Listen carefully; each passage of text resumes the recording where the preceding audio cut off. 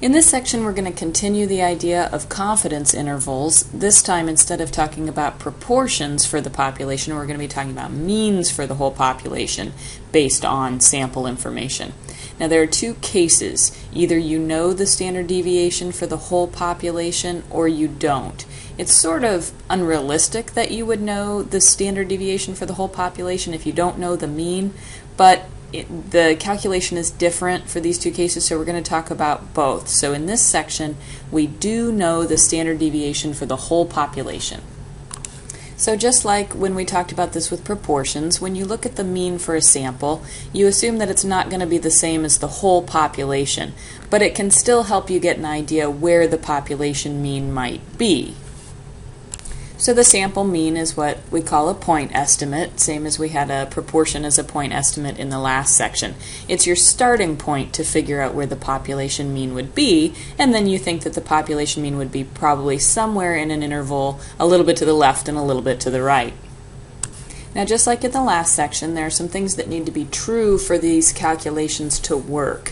One is that you need to be dealing with a sample that was a simple random sample. In this section, we need to know the population standard deviation, and then you either need this to be a normal distribution or a sample size greater than 30, which you may remember from central limit theorem, and the central limit theorem actually is the reason for this because that's working in the behind the scenes in all of these calculations.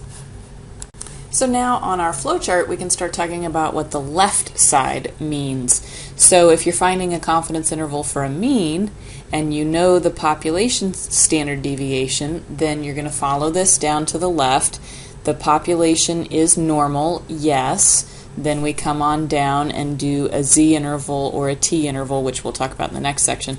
And then on the right, if it's not normal, then check that you have a sample size over 30. If so, you're still okay. If not, consult a statistician. You can't continue with the methods that you have. So if it meets all the criteria and you do have a normal distribution, then in your calculator you're going to go to Stat Tests, and this time you're going to choose number 7, the Z interval. Now, there are two options, data or stats. Data is if you actually have a list of data, and I will show an example of that. More often you'll have it set on stats. That's if you have a mean and a standard deviation to enter.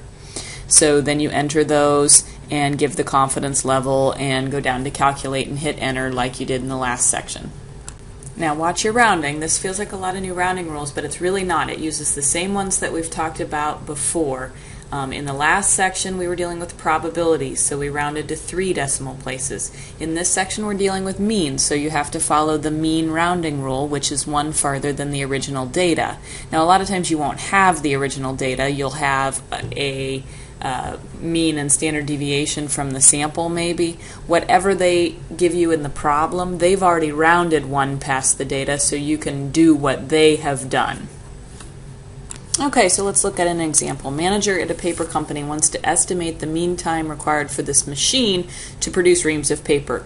They take samples of 36 reams, and there's a mean time of 1.5 minutes for each ream. So they took 36, looked at all the times, took an average. It was 1.5 for the sample. Assume the population standard deviation is 0.3 minutes. So based on that, we want to figure out if we have a sample mean, what do we think the whole population mean would be for all the paper that comes off of this machine? First of all, I'm going to write down what I know. I know that n for the sample is 36. I've been given a sample mean, x bar, and that's 1.5, and I've been given a population standard deviation, so that's 0.3. Now mu, we don't know the actual value of mu. That's what we're trying to figure out, and we won't be able to find it out exactly, but we will be able to find out a confidence interval for it for the mean time for all the reams. The point estimate for mu is the sample mean, 1.5. That's kind of our starting point in the middle of the confidence interval. And then this part is very similar to what we did in the last section. You just go to a different program in the calculator. So we're trying to find a mean. We go to Stat Tests, but instead of the one prop, we're going to Z interval for a mean. And when you do that and put in the information, it comes out to 1.4 to 1.6. We are rounding to 1 decimal place because that's what the mean and the standard deviation in the problem are, so we're assuming that's the correct rounding, and we'll do the same. So then interpreting that, it's similar. I just need to make sure and put in mean instead of proportion or percentage. So we are 95% confident that the mean time to produce all reams of paper would be between 1.4 and 1.6 minutes. Okay, so on this one, Lead Pipe Company has received a shipment of pipe, and they want to take a sample and look at that sample mean and see if it seems that the population mean for the whole shipment is probably about right. So we've got some information here, random sample of 20 pipes with a sample mean of 2.55 and a sample standard deviation of 0.08. Assume that the population standard deviation is 0.07. Now, you don't usually get both standard deviations like this, but if you do, the population one is always better, so we're going to use the 0.07 in this case. So what you may want to do is pause this and try it on your own and see how you did. Alright, so n is 20, x bar is 2.55. We're going to use sigma, which is 0.07. The point estimate is the 2.55. That is the sample mean that sort of gives us a starting point to find our population mean. So we'll go to stat tests, we'll pick z interval, we'll put that information in, and on this one we're going to round to 2 decimal places because that's what they did in the problem. We're assuming they rounded correctly. So we're going to round to 2.51 and 2.59. This is a 99% this time.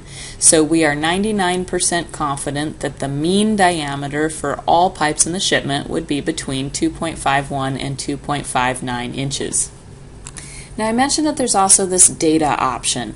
If you are actually given an entire list of data, you can go into Stat Edit where you've put things in before and put that data in. And then when you come here to the z-interval screen, you pick data at the top instead of stats. And it'll ask you different questions. It'll still need a population standard deviation, which you'll type in, but then it'll just ask you which list you put your data in. Leave frequency alone, don't do anything with that, and then there's room for the confidence interval, and then you calculate. So a data example would look something like this. We have a random sample of quiz scores, and instead of giving you the mean, I just give you the quiz scores. So you've got a whole list of quiz scores, that's your data. We do have a population standard deviation that is given to us, 6.7. So we're going to find the point estimate, and then we're going to find the 90% confidence interval. Now you actually don't need the point estimate to solve this problem because the calculator will find the confidence interval without it. It'll do it all on its own. But if you needed it for some reason, you could do one var stats, or actually z-interval will also give you x bar when it pops up with the answer. And so our point estimate is x bar, which is 28.2. So there's a sample mean for these quiz scores of 28.2. In that same z-interval screen, it will also tell you the confidence interval. So it comes out to 24.5 to 31.9. I'm rounding to 1 decimal place because I was actually given the original list of data. They were whole numbers, so I'm going to go 1 decimal place farther. So in this case, we are 90% confident that the mean quiz score for the whole population of whoever this was is between 24.5 and 31.9 points. We talked about margin of error with proportions, and it works pretty much the same with means as well. So let me do a quick example about that. That first example we did with the pipes was a 99% confidence interval. It was 2.51 to 2.59. Our x bar in that problem that we had been given was 2.55. That's the middle of the confidence interval. You can also find that by averaging the two values in the confidence interval if you need to do that. So then your margin of error is the distance from that middle to the ends, and you can subtract either direction. They usually come out the same unless there's a little bit of rounding error. So I'll take the high one, 2.59, minus the middle, which was the sample mean, 2.55, and that gives me a margin of error of 0.04 inches. Notice we're not talking about proportions here, so these are not percentages. These are actual amounts of whatever it is we were talking about. So I could write the confidence interval as 2.55 plus or minus 0.04 instead of writing it in parentheses. So either way of writing this is okay.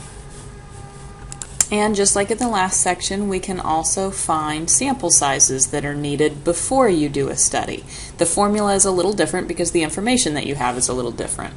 So here's the formula. It looks similar. You've still got the inverse norm with the alpha over 2, but this time you are going to have to multiply that by the population standard deviation, divide by the margin of error, and notice that the second power is around the whole fraction in this formula, whereas in the last one with the proportions it was only over some of the items. So this time you'll type everything in and then square it at the end.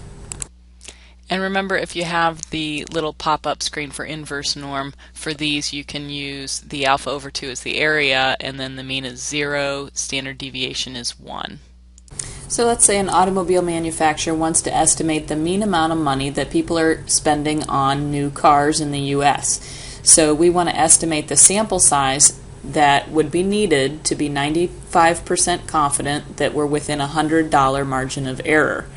Now, we need to have some sort of population standard deviation, and in this case they're pulling one from another study of $10,000. So we need to figure out what would the sample size be, how many people would they need to talk to do this study accurately. So first thing we need is alpha. Well, we wanted a confidence level of 95%, so 0.95. Alpha is the opposite of that, the chance of being wrong, so that's 0.05 in this case, 5%. The margin of error is 100. It's an actual dollar amount, it's not a percentage, so with these we don't have to worry about moving the decimal point. And then we are given a sigma value of 10,000. So we'll pop all of that into the formula, and it comes out to 38,415 purchases or people in the U.S. that they need to interview for this study. When you're putting this in the calculator, type everything inside the parentheses first, type the fraction in, hit enter, and then square your answer. And I'll do a quick screenshot here just to show you what I mean. So I've typed in the inverse norm, 0.05 over 2, I've multiplied by 10,000 and divided by 100, went ahead and hit enter, and then I squared it, and if you just hit the square button, it'll go ahead and call up the previous answer and square it. And then always round up on these no matter how small the decimal is.